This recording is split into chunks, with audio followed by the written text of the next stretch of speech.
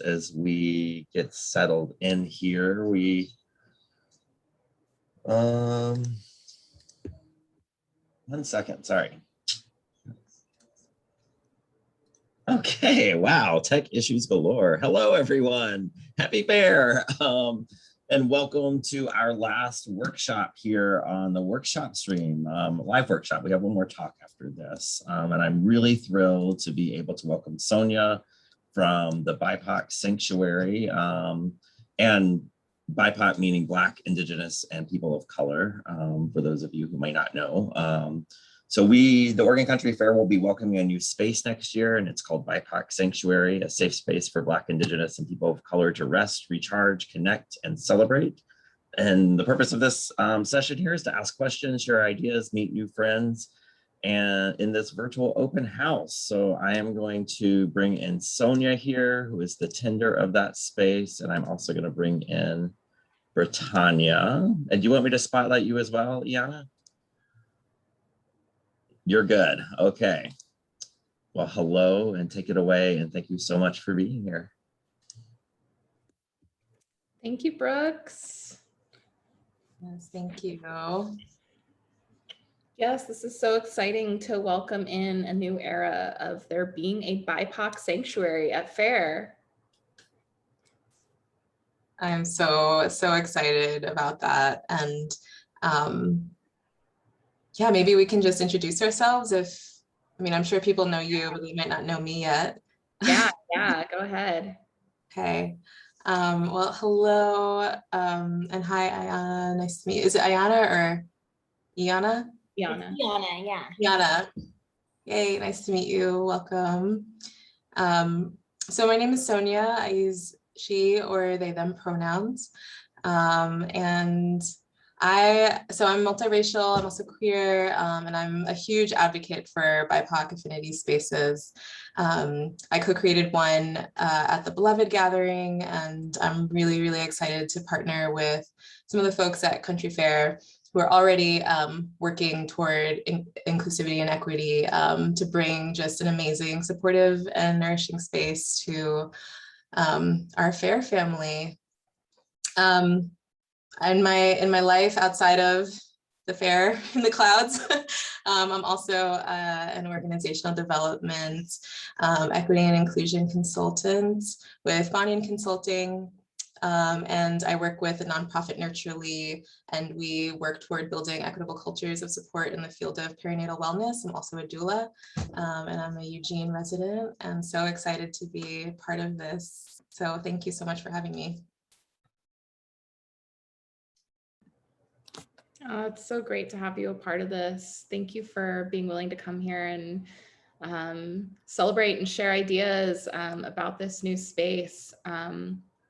Yeah, so my name is Britannia. I use she, her, or they, them pronouns. I'm been hosting a lot today, and so grateful to Brooks and Yana, who have done so much work to make these workshops and diversity, equity, and inclusion focused performers, speakers come through today. It's been a super powerful weekend. And at Fair, I'm on the recycling crew, where I do a lot of outreach and education for our compost program in efforts of creating a waste-free event, and as well as leading the Care Bears, which is a inter-crew, a sub-crew of recycling crew that advocates and supports people who need care throughout the event, and we connect them to existing services at Fair. I also am a white bird crisis worker and a diversity committee member.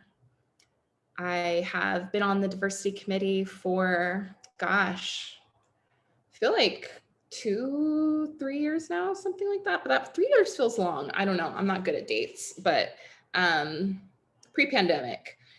And we are so busy in the diversity committee. I am so glad that we get to aid BIPOC Sanctuary and Rainbow Connection in their coming into non-virtual reality next year. So we are totally here for you. And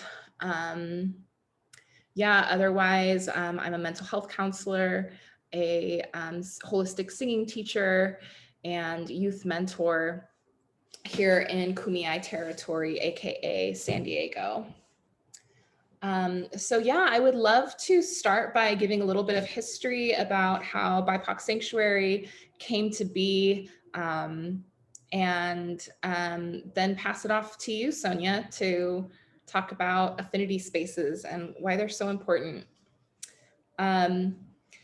Yeah, so there was a really great workshop earlier this weekend with Aaron Johnson of Holistic Resistance. And he had this great way of framing diversity, equity, and inclusion at FAIR in the questions that have not been asked in our 50 years of existing, and or the questions that have not been listened to. And of course, one of those questions is around the subject of race, talking about race, how a white-led organization benefits from BIPOC pain. We are asking those questions more and more, and those questions are being heard more and more over the last couple years. And the diversity efforts started in a more organized scale at FAIR through the Diversity Task Force a few years ago, and that eventually formed into the Diversity Committee. And the Diversity Committee's one of our first bigger projects was getting some learning opportunities together for the entire FAIR membership. Learning opportunities around diversity, equity, and inclusion, cultural competency. We created, I think like 2 years now, a year and a half ago now, motions that a few of which got passed by the board around various efforts to add some voices to the leadership table from BIPOC people, LGBTQ plus people, disabled people, bringing those marginalized voices to the leadership table. And one of the the motion that we first focused on was having a team of diversity, equity, and inclusion consultants. We had an awesome panel with our consultants earlier this weekend, Johnny Lake, Mark Harris, Siobhan Cancel, and Oblio Stroyman, who took a very embarrassingly small budget and gave us so much to work with, including a list of recommendations that in short called for full-time DEI staff, an advisory council to the board made up of marginalized people, various roles of advocacy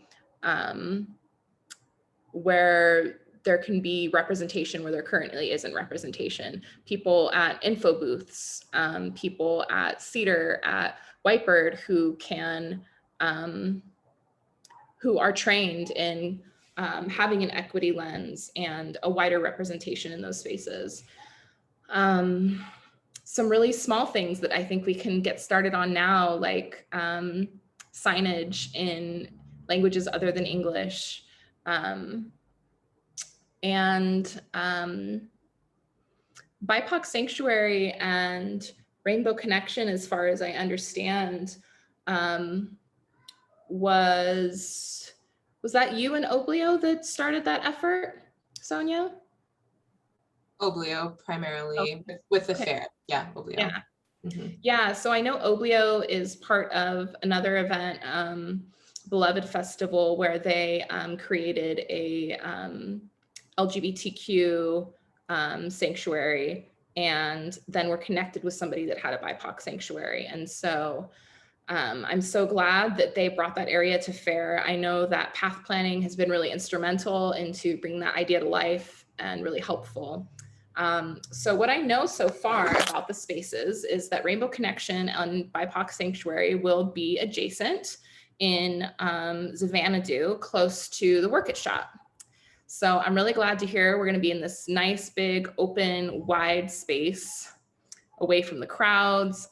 We were talking about on the Rainbow Connection open house, just how this is a really cool, like booming part of FAIR. It feels really fresh.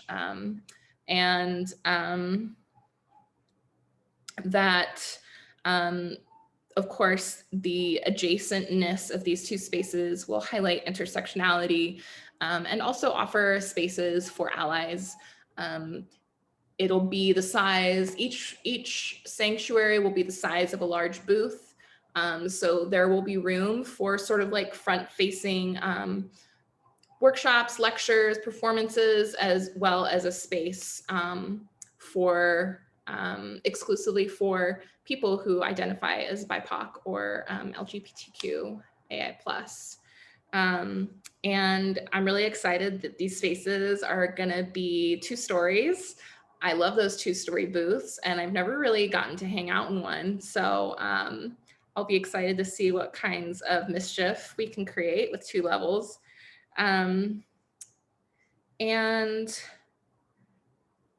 Another cool piece that I learned from Oblio is that there's a lot of help being offered from the surrounding stages of that area, wanting to collaborate with us in bringing QT BIPOC performers and presenters to these larger stages where they can accommodate like a bigger audience and accommodate passes, all of that. So lots of big stuff coming up. I would love to pass it off to you, Sonia, on anything else you'd like to share, affinity spaces. Thank you so much. I'm so grateful to have been able to enter this experience with y'all having done so much hard work already. And I'm just so grateful for you for navigating all of the complexities. And, you know, I just know in any organization, it's a lot to navigate when embarking on this kind of work. So I just want to really thank you all for your hard work. And I'm so excited to bring in the magic of these spaces. And so basically, I just want to talk a little bit about affinity spaces, what they are, how they function, kind of what their purpose is.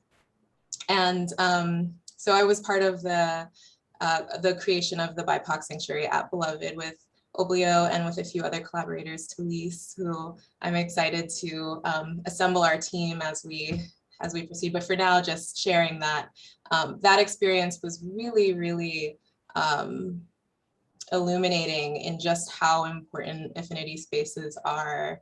I work with affinity spaces a lot professionally, but when you have these sort of gatherings like fun, expansive, exciting, well, what is supposed to be those things, right? Gatherings, how also it is very important to have these spaces as well. So I just want to talk a little bit about that. So, you know, I think it's really important to consider, you know, as we're attempting to diversify and include BIPOC, LGBTQIA+ communities that have been impacted by historical, institutional, interpersonal systems of oppression on our minds, hearts, and bodies. You know, I think that like what's really important to remember is that affinity spaces are really a tool.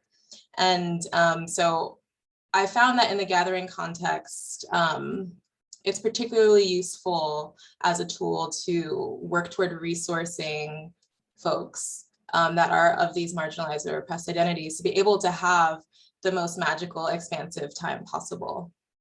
And so I really like to hold the explanation of why these spaces are so important using a trauma-informed lens.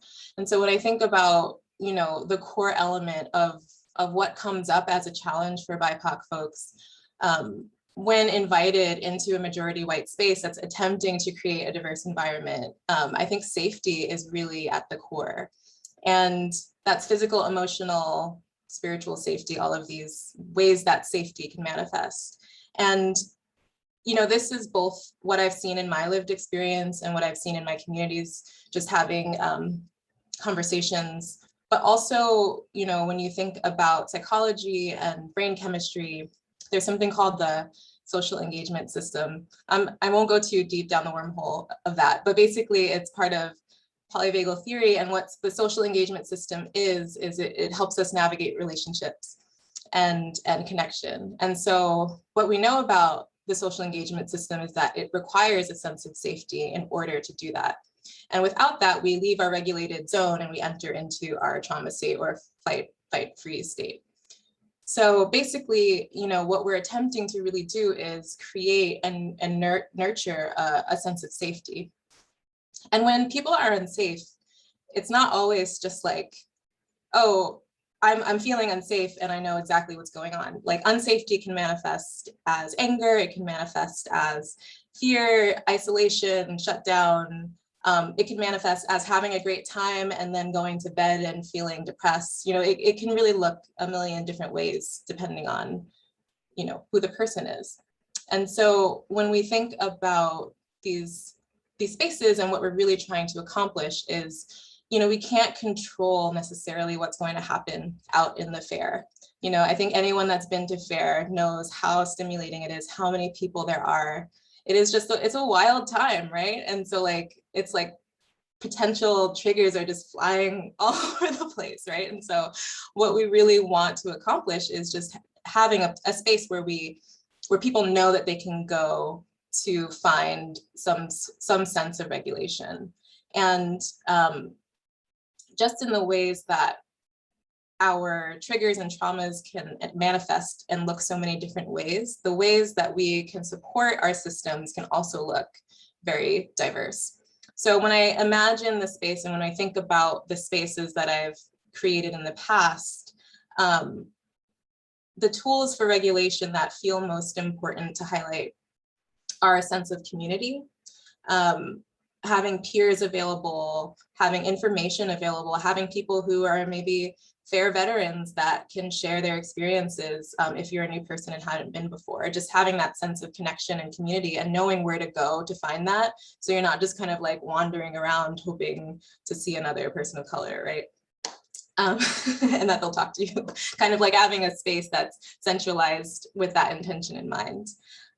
Sensory support is really important. So a cool, like a mister or having a comfortable place to sit, having a blanket if you need that, any sort of sensory support that will help your body feel safe and regulated. Body nourishment, so tea, snacks, you know, maybe some like a space for stretching, or I remember at the Beloved space we had some yoga mats and like a massage table, and you know, just like knowing that those things are available.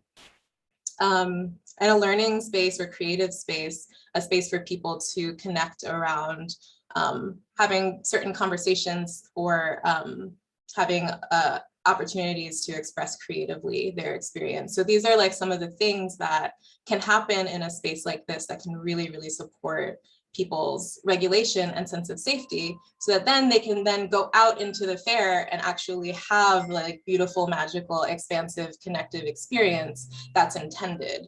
And, you know, I think what happens a lot of times is that, you know, BIPOC folks just get invited in like, oh, here's your free entry, here's your scholarship, here's your whatever. And then you arrive and you're just like stimulated. At least this has been my experience. And there's no resources, there's nowhere to go, there's no one to talk to. That's really clear. And so I think that is the intention, is just like, this is your home base, and you can come here and there'll be resources available for you. And I think, you know, aside from trauma healing, the thing that these spaces really also are essential for are for building and creating culture.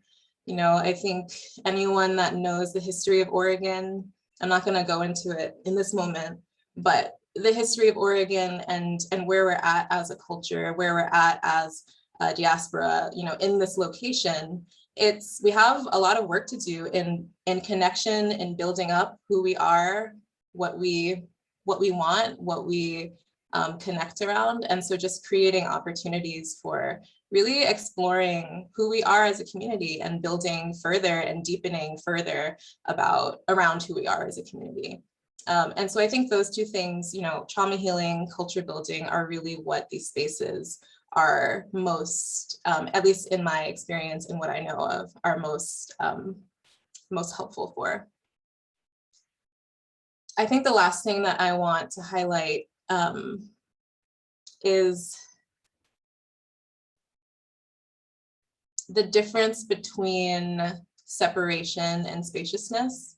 And I think a question that comes up a lot of times with these kinds of spaces are, well, isn't this just like segregation, or, you know, why are we separating? We should all just be together. You know, I think those questions are valid and I understand where they're coming from. And I just really want to highlight the fact that creating spaces and for people to regulate is not out of the intention of creating separation. It's really intended to actually increase connection by giving people space and the resources they need to be regulated in themselves and as a community, build resilience, and then go out into the space at large and feel resourced and feel ready to connect. And like I said, I know this in my own experience anecdotally, as well as we know this scientifically, that without those things, the connection won't happen. So I just really want to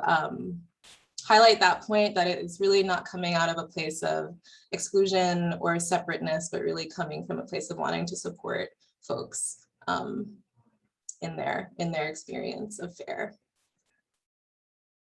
So yeah, I think that's all I have. I would love to meet some of the other folks in the room that I haven't met before, and just have maybe an open conversation about ideas or experiences or anything that comes up, questions, feedback. I'm like the new kid on the block, right? So I'm coming in humbly with so much reverence and gratitude for all the work that everyone has done, and I'm excited to collaborate in just creating the space. So yeah, thank you.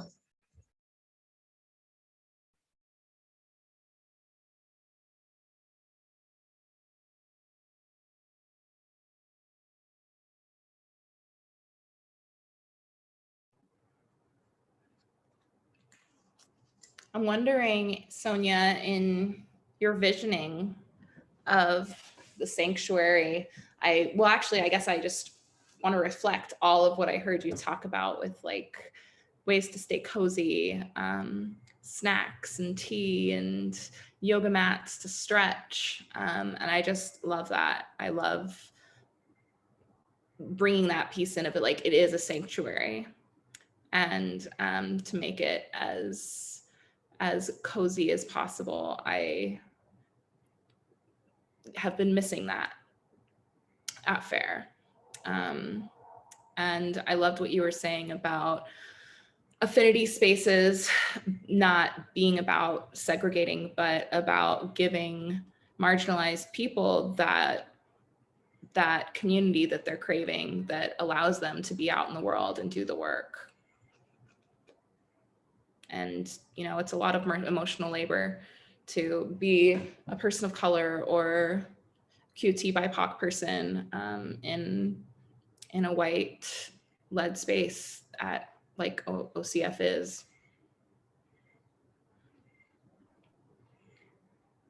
Totally. I mean, I've been to FAIR three times, I think now, and it is no walk in the park. It is uncomfortable. Like, I mean, at least for me, I'm from New York City. I'm like, what is this? You know, it's just like, I mean, I'm just kidding. I love it, but it's just like the mosquitoes and the heat and the dust and the people, so many people, you know, and then just navigating and trying to figure out where you are, you know, it's like, just being able to enter a space and be like, oh, okay, you know, and I'm a somatic geek. And so I am, you know, all very attuned to lighting and color and sound and smell, and all of those things really have an impact. And so I love creating spaces that really nurture all of those different elements. So people just like walk in essentially and they're just like, okay, like this is a good, safe place. So yeah. I am a fledgling somatics geek.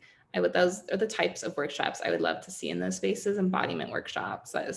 I'm so happy to see that movement expanding right now, and just how nourishing it is for marginalized people out there doing the work every day, and how nourishing it is to come home to the body.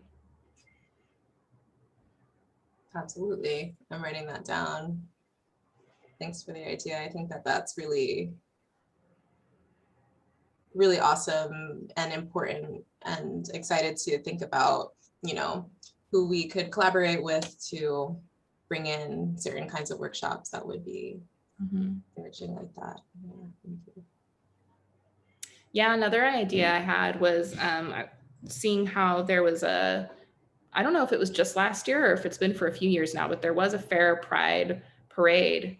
And it would be great to have like a Black Lives Matter type parade at Fair.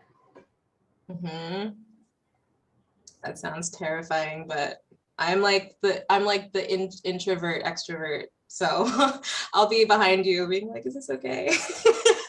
Well, I'll stay in my lane there. Maybe I shouldn't be suggesting being a non-Black person. Maybe I shouldn't be suggesting a Black Lives Matter parade, but I think, you know, I'm like, no ideas are bad ideas. They're just like, let's just compile them and bring them in, you know, and we'll think about it and talk about it.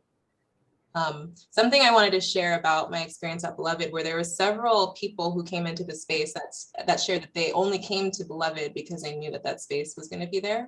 And that's what gave them the inspiration to finally, like maybe they had wanted to come, but they just felt like it wasn't a safe environment for them. And so they didn't. And then when they heard that the space was going to be there, that they decided to come. And so that was a really, like several people, not just one or two, it was like probably 5 or 6, you know. So it was really cool to hear that, just knowing that, and, you know, maybe they didn't utilize it a whole lot. Like maybe they just came in every once in a while, but just like knowing that somebody somewhere has your back is really impactful for people. Yeah. I'm so glad you brought that up, because I can really relate. I never go in the 8. Like I can't remember the last time I saw a show or did a thing other than go get some food and then go back to camp during the day at Fair. And knowing that this space is here makes me realize, like, I really do want to get out and like hang out and have that Fair experience. But yeah, there was just something about like not feeling held in that space. And so the sanctuary feels like that for me, and I can only imagine how many other people are going to be able to utilize it like that way.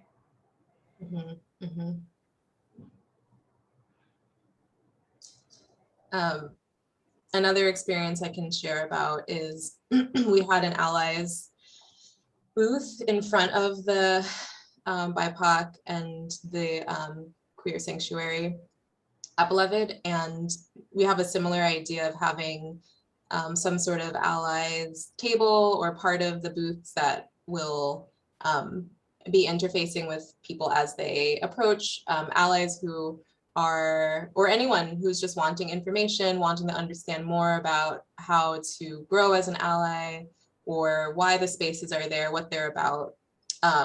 Any questions like that, which are valid questions and like I think are really important to be answered. And a lot of times when those questions get directed to marginalized or oppressed folks, it's like it's exhausting and can be stimulating. And so I love the allies table because they were the ones to interface with those folks, and it just created, for us being in the space, it's like we didn't even have to worry about what was going on out there. It was like, they got it, they'll handle it. And they were trusted people that we knew and that we like, that we knew had the level of understanding that would be supportive for that position. but just like having them there in general was so supportive for us to not even have to think about like people coming up to the space and being like, you know, why is this here? We're all one, you know, those sorts of things. It's like, and those things did happen. It's just they didn't happen directly to us. And so that is something I'm really excited about also, is just to be able to collaborate and have that interconnected experience with people that we love and trust, that are allies, being able to interface with everyone else. So yeah. That is such wise looking and planning ahead. I'm so with that. And I can think of quite a few people who would be so great for that job. And yeah, really important to think about that. I hadn't thought of that, but I imagine that there will be those kinds of comments coming at us. I know there will be. I mean, we get comments like that every board meeting when the diversity committee talks about stuff. So.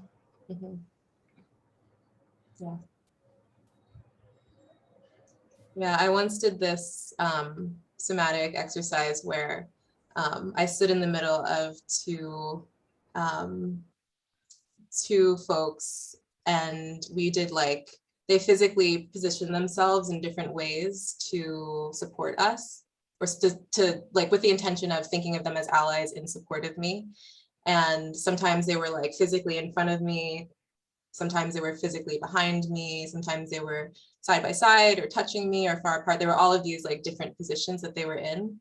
And I think it's really helpful for me to think about how I want to be supported, and in the space, in collaborating on how we decide we want to be supported by the allies that we have at FAIR in both the creation of the space and also physically when we are doing the space in person.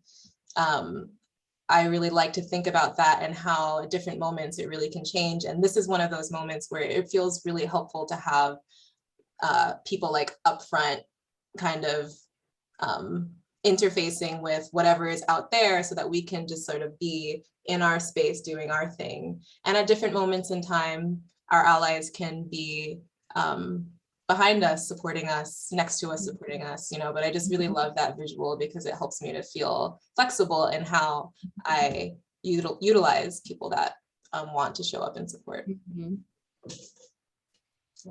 Yeah, I love that visual. And I see that is happening like there's so many different levels of these sanctuaries being a thing. And when you talk about that visual, like I can see the ways in which there are folks behind us, beside us, and in front of us in this whole planning stage as well. Yeah, and I'm so excited to learn more. I mean, honestly, the information you shared was the first time that I had heard a lot of the history of FAIR, and I'm grateful to be at this point, and I'm excited to learn more. And I just wanted to thank you again for all of the work. And can you share who else is on the DEI? Diversity committee? Yeah, there's quite a few people. So Iana is on it, and Brooks is on it, who I believe you've met. And I don't think anybody else is here right now who's on it. I don't know, there's probably like 15 or so people, would you say, Iana, on the committee? I think so, about, yeah. Yeah. And you're 100% welcome to come anytime, or reach out to us anytime. We definitely want to champion this in every way that we can. Thank you. I'm curious if Iana or Brooks, if you have anything you want to share or express at this point. Yeah, well, we've just been chatting about what you're saying. My name is Iana. You guys want to introduce yourselves? Hello, I'm Ishi.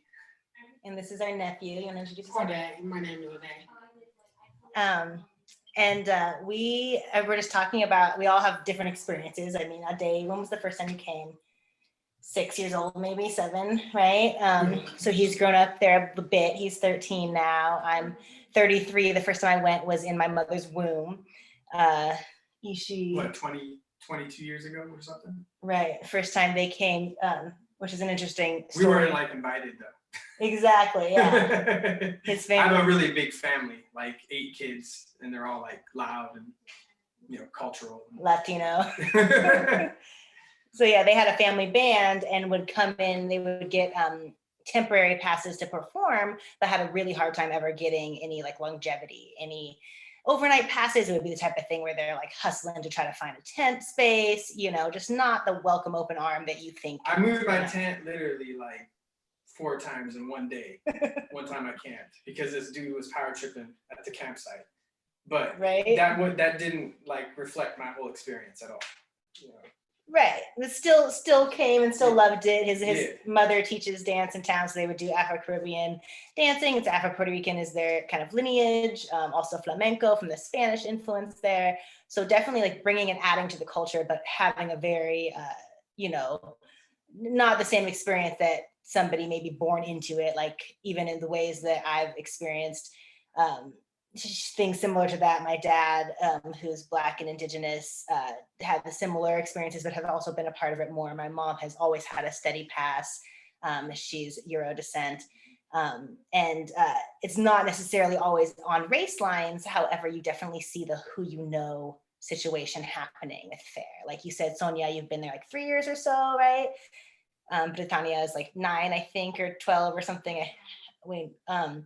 And so it's just the different levels of participation that you're able to have is so really depending on who you know. And well, you have those special people like Robert and Laura, the culturally aware white people who actually facilitate and go outside of their comfort zone, even to a point.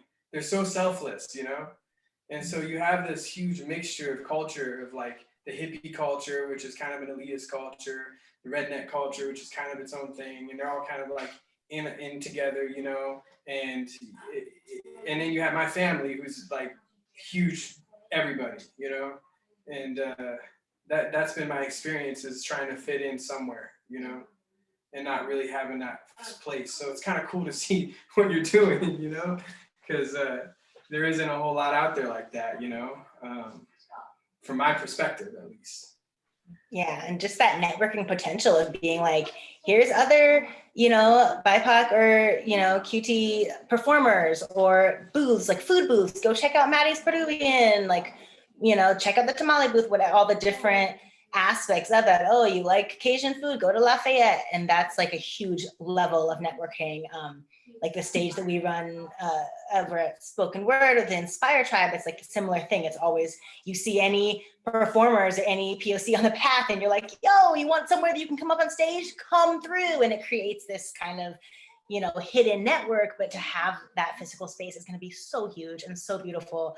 We won't have to do the same, we call it the colored people count, which is so levelly offensive, but my family and I that are, you know, of the brown hues, we count because we like to see. And it used to be, you know, 25 people that you would see, and it started being Black people count. We had to change it to anyone brown because it was too depressing. And it's gotten more over the years. Like I actually stopped counting at like 112 one year, which was amazing. So I do think there is that possibility and that strength there. Of course, half of those would be like my family, right? But other than that, you know, I think having this physical space will just create so much potential for that, like you said, the infusion into the culture, so that you just have that networking point and that grounded space that then can, you know, pass on throughout different levels of the fair that you do participate in. I agree. Do the youth want to speak at all? Not really. Not so much. Yeah, focusing on the love is really important, you know, because there's a lot of power trippers, you know, and they get in positions of power no matter where they're at. It could be a festival, you know, and really my experience hasn't been always that great out there. I'm the kind of person that gets beat down and then I get up running and I'm like still good. Some people, you know, they don't have that same vibe, and I've spoke to a lot of minority kids out there, and, you know, BIPOC kids they're just not happy, you know, and they don't end up going back. And it's a shame. It's a real shame because they're talented. I'm talking break dancers that are doing things that, like, why are you even here? You know, dancers from Africa, you know, Peruvian panpipers, you know. They were awesome. I'm saying like people who won't come back, and I want to get them back, you know. So that's kind of tragic. Not to be so negative.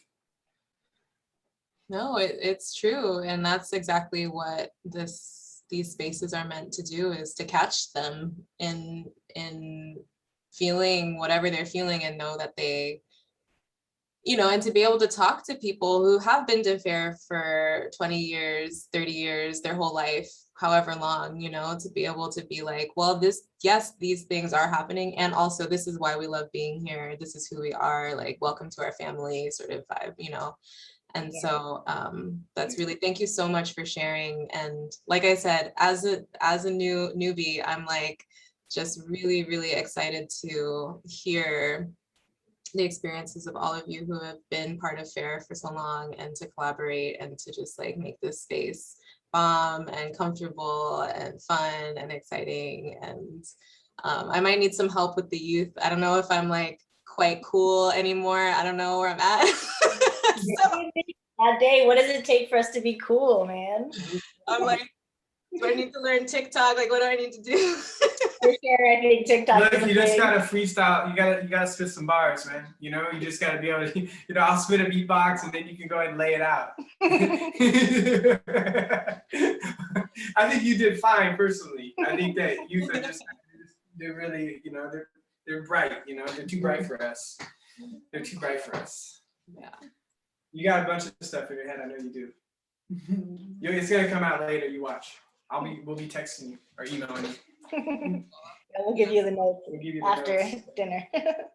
Well, please. I think you're doing everything that needs to be done, though. Like, I think we got to start somewhere, and it's really, you know, what I'd like to see is a whole loop dedicated to culture, personally. Because what I see out there, you know, is a lot of people who, what you're doing is a start, but like I said, there's a lot of people out there, you know. Yeah. It could be a whole loop. Right, it's a 40,000 person festival-ish if you add in, you know, the daytime and the nighttime tickets. So if we're the largest city, I think, what was it? There's some stat where the largest city in the state of Oregon for that weekend. Right. Right. Like if it's attracting that much energy, then for sure we can be doing so much more to like really embody and embolden all of our community.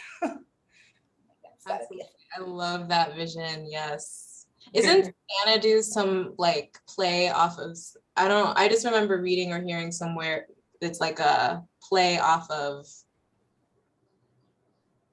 a word from an African language. It is. I forget the exact story. What is it? I did not know that. That's messed up.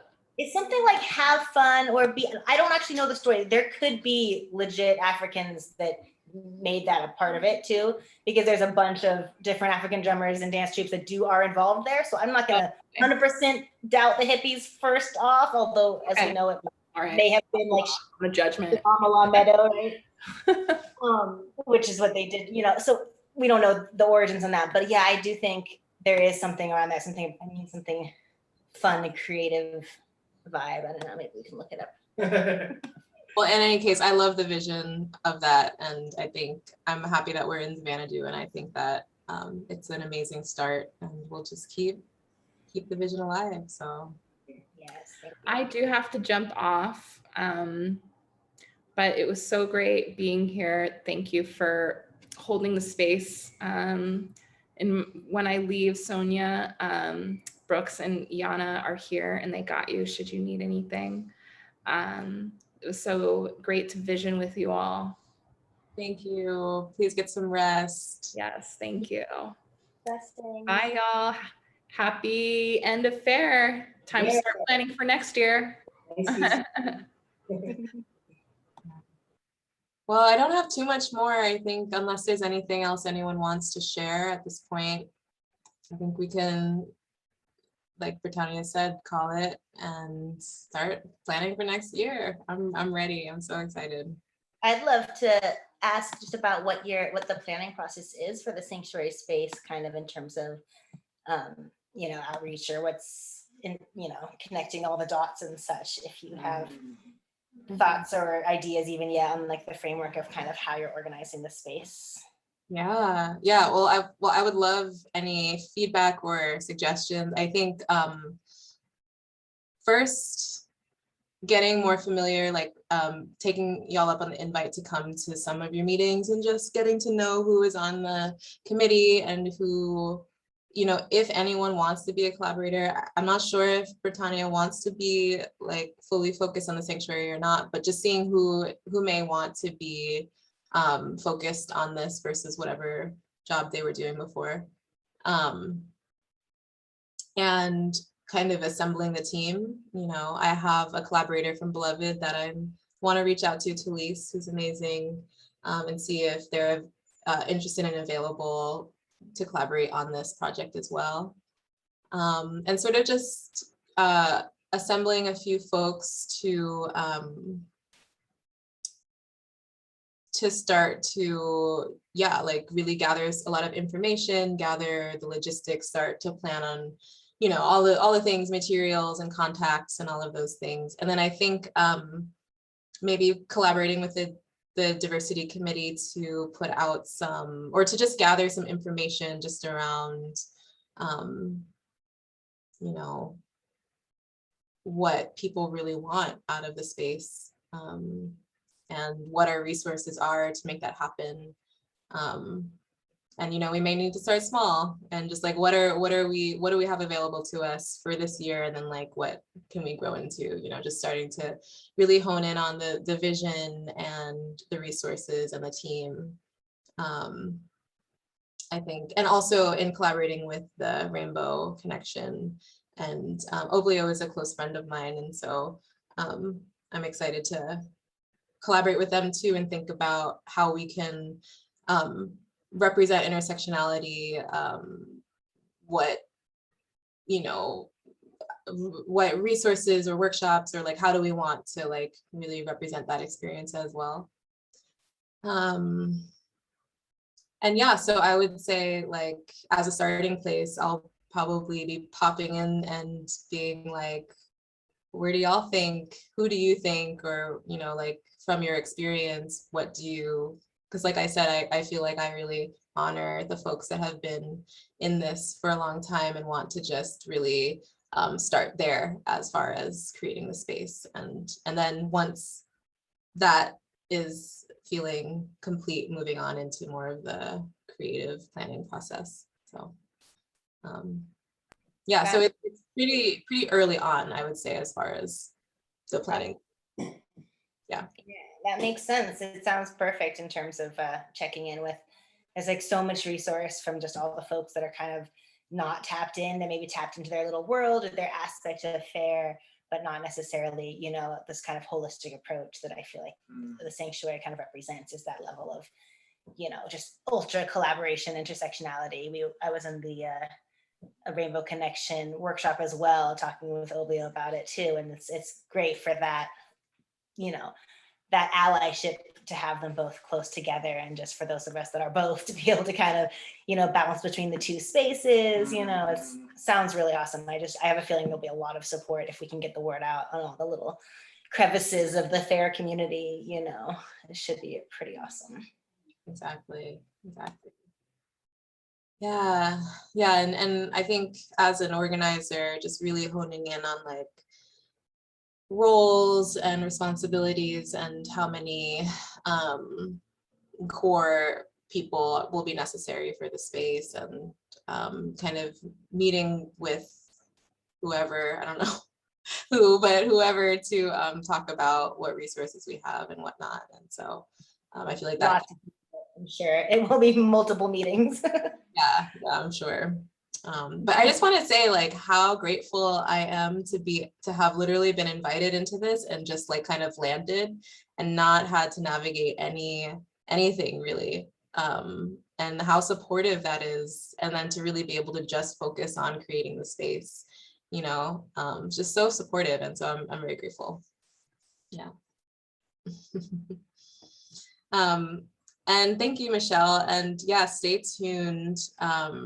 We'll definitely be putting the word out and looking for allies and looking for different ways that people can support the space. So thank you.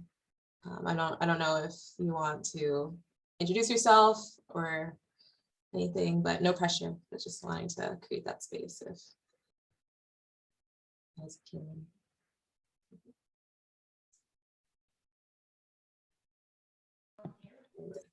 No. Yeah. If anyone on the Zoom hasn't spoken and would like to yet, you're always welcome.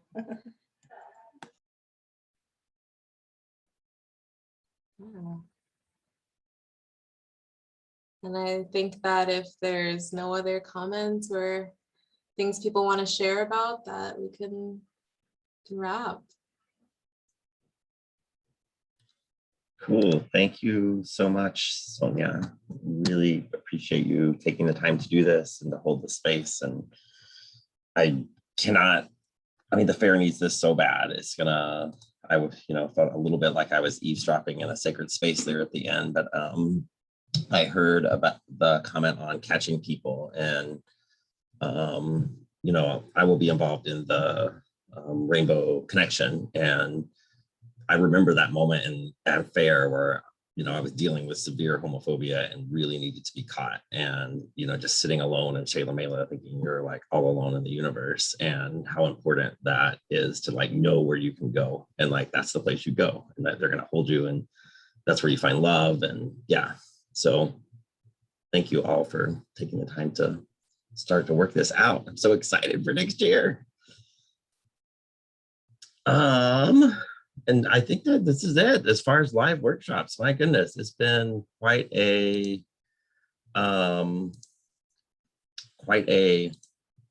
weekend. Like, how long has it been? I feel almost exhausted as I would at the fair itself on a Sunday afternoon. Really, thank you, Iana, for showing up all weekend. This has been really amazing to be with you. I don't know if you have any closing thoughts you want to share.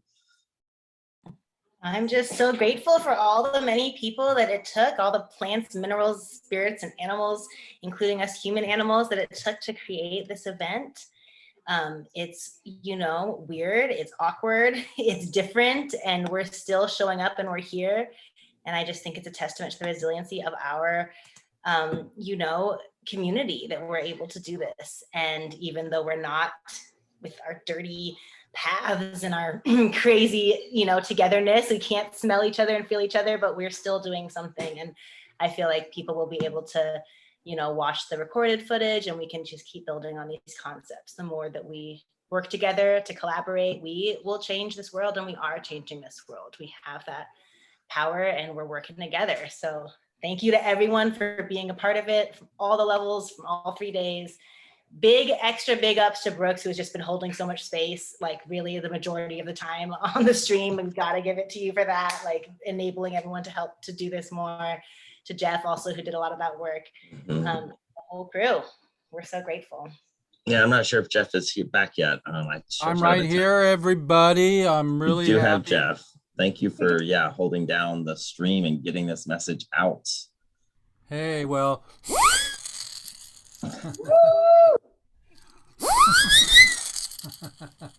You can't see me, but I'm so happy that everybody participated this weekend, and we do miss fair, but it was fair time. We were all on little sleep, but we made it work, and I'm so proud of my young, stream team. Yeah. I know you've been here, Michelle, like off and on all weekend. I've seen you. And you're muted, Michelle. Thank you for showing up and being here with us.